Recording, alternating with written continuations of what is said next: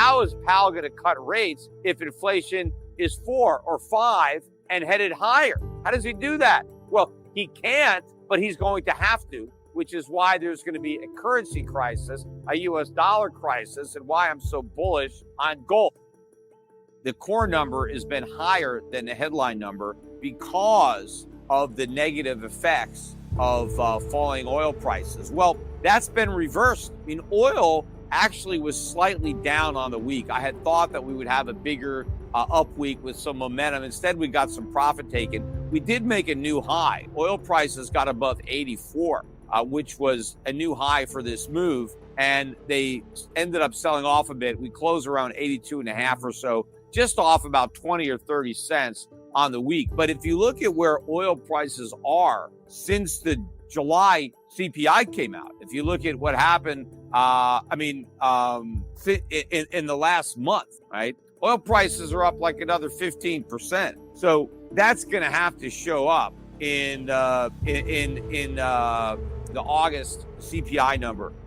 We're going to have to start seeing the impact of rising energy prices, which is why I think that we've probably troughed here on these improving CPI numbers. And now we're just heading the other way. But again, even ex food and energy, we're at 4.7. If that's the preferred measure, if the Fed just ignores the headline, which is what it always says when the headline is higher, because you got food and energy prices going up and they want to focus on the core. If the core is only at 4.7, that's all they've accomplished. Moving rates from 0 to 5.25, they've only managed to bring core CPI year over year to 4.7. That's it. They want to go all the way back down to 2. They don't have a chance because, again, they don't have much left in the way of rate hikes. And we're already kind of bottoming out because they've got no help whatsoever from Congress. The president, there's been no cuts to government spending. They're increasing government spending, and the deficits are increasing to finance it, which ultimately puts tremendous pressure on the Fed to end its quantitative tightening and return to quantitative easing. Just a question of when does the Fed blink? They already blinked once with the bailouts of the banks, and they're probably going to need another bailout soon enough. So even though they have been shrinking the balance sheet, I expect that process to reverse. In fact, I think that before the Fed starts cutting rates, they're going to be expanding the balance sheet again. A lot of people are thinking that, the Fed's going to start cutting rates while they continue to to shrink the balance sheet. I think it's more likely that what stops first is the balance sheet, that they're going to reverse that before they start cutting rates. But they are going to have to cut rates because the government's going to need the help, because the government can't afford to pay the interest on the national debt. And when it becomes a big enough problem, then the Fed is going to provide some relief, which is going to just, send inflation numbers much, much higher. Let me get to the PPI numbers that came out on Friday, though, because these, I guess, were looking a little bit better on a year-over-year basis. But again, I am expecting much bigger increases in producer prices. They're going to be affected by the increasing energy prices, the increasing transportation prices. Everything is going up. So the consensus was for an increase of 0.2 for July, and we actually beat it. We were up by 0.3. So the inflation number on the producer front anyway was a little bit higher than expected. And the same thing with the year over year. It was supposed to go up 0.7. Instead, it went up 0.8. But the bigger news is the difference between the prior month, because the June number was up just 0.1, although that was revised to up 0.2. But we've gone from up 0.2 to up 0.8. That's the wrong direction, right? It's supposed to be going down, and now it's going up. Ex food and energy, the core was up 0.3. Again, that was also a bigger increase than was expected, which was up 0.2. Now, that was hotter than the prior month. That was actually revised from up 0.1 to negative 0.1. But again, that's a move in the wrong direction, from a decline of 0.1 to a rise of 0.3. And year over year, ex food and energy, it's up 2.4. Again, above consensus of up 2.3. It's equal to the prior month, but there's no more improvement. Maybe nobody is bothering to notice this, but they're talking about all the improvements. Those improvements are in the rearview mirror. What we're looking at in the windshield is pretty scary when it comes to future inflation.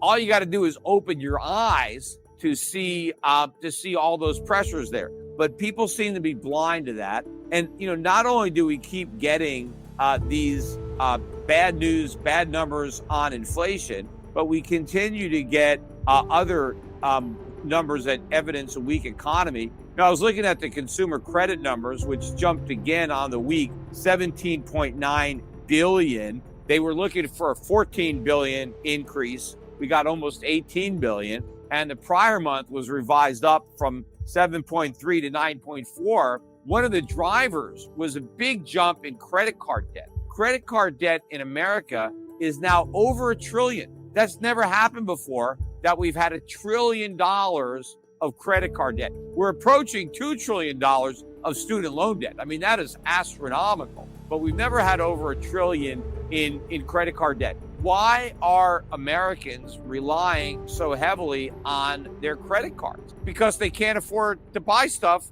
with the money that they have. So they have to borrow money they don't have. Wages might be going up, but they're not going up as fast as other prices. And so people have to rely on credit. But that's part of the problem, because inflation is not just an increase in the supply of money, but it's also credit, because you can use credit instead of money. So if you can buy stuff with credit, you can bid up prices. And that's what's happening. Because consumers still have access to a lot of credit, they're able to use that credit to keep buying stuff. Now, if they didn't have access to that credit, well, maybe they'd have to stop buying, right? And so the interest rates would have a bigger impact on inflation, because they would be reducing demand, because people wouldn't be able to borrow the money. But if they're borrowing it anyway, even though interest rates have gone up, they keep on borrowing, then you're not getting the reduction in demand. It's just there. And of course, the government hasn't reduced its demand at all,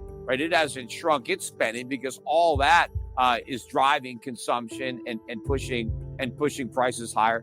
Also, I mean, I don't want to diminish the loss of life, but look at the fires in Maui, in Lahaina, just decimated, thousands of homes destroyed. Who knows how many people lost their lives? I know there's like 1,000 people that are missing. I'm not sure. I think they have maybe 60 confirmed dead. It's a terrible disaster in Maui. But think about how that kind of disaster, how that impacts what's going to be going on in prices, because all these homes that were there, now they got to be rebuilt. Where's the raw materials going to come to reconstruct them? All these insurance companies have to pay for this. Where are they going to get the money? They got to sell bonds. If they were holding on to those, bonds didn't correct. Bonds got clobbered again on the day and on the week. We closed, I think, at new highs, weekly highs. The yield on a 5-year is 4.272.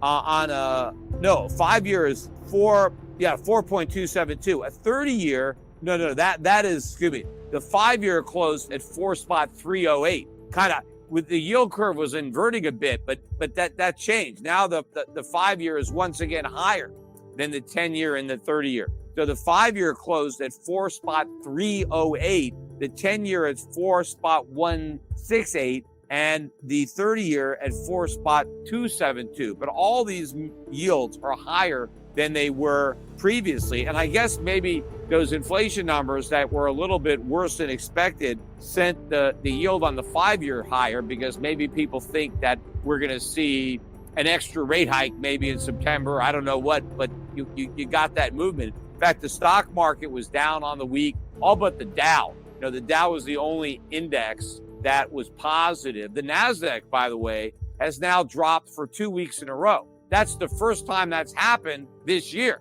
A lot of people might not have realized that. We haven't had 2 back-to-back declines in the NASDAQ until this last week. And so again, I've been talking on this podcast, the market should be going down. based solely on this backup in interest rates, which has continued. And as far as I'm concerned, looking at the charts, there is no evidence that this is going to stop. I mean, I think rates are going to be moving up towards 5% on these maturities before the end of the year. And that is a huge negative milestone that should be a massive roadblock for the stock market. But we got, consumers are struggling. They're going deeper in the debt. The savings rate is plunging. I got some other economic data that I wanted to talk about. Yeah, the jobless claims, they spiked up again last week. They were up 21,000. They went from 229,000 in the prior week to 248,000. Now, I don't know when the 30,000 people who lost their jobs from yellow, when they're going to show up in these numbers, but that's coming. But so you're getting the pickup in unemployment. In fact, what a lot of people just don't seem to get is that when the economy officially goes into recession, I mean, I've been arguing that it's been unofficially in recession for quite some time. But when we officially get into recession, when we finally get a big enough increase in joblessness that it shows up in the statistics, when that happens, the inflation numbers are going to be going in the other direction. So everybody is expecting that, well, we're not going to have, we're going to have a soft landing or not going to land at all. But if we end up in a recession, everybody just assumes, well, then the Fed is going to be able to cut rates, right? Because the economy is going to need stimulus. Well, how do they do that if inflation is moving back up in the other direction? I mean, Powell said at the last press conference that he expects rates to be cut. He expects the Fed to cut rates long before inflation gets back to 2%. But when he said that, it's probably with the expectation that inflation will at least be headed in that direction, that maybe it'll be, 2.5, 2.4, like kind of on a glide path to 2%, and then they'll start cutting rates. But how is Powell going to cut rates if inflation is 4 or 5 and headed higher? How does he do that? Well, he can't, but he's going to have to, which is why there's going to be a currency crisis, a U.S. dollar crisis, and why I'm so bullish on gold.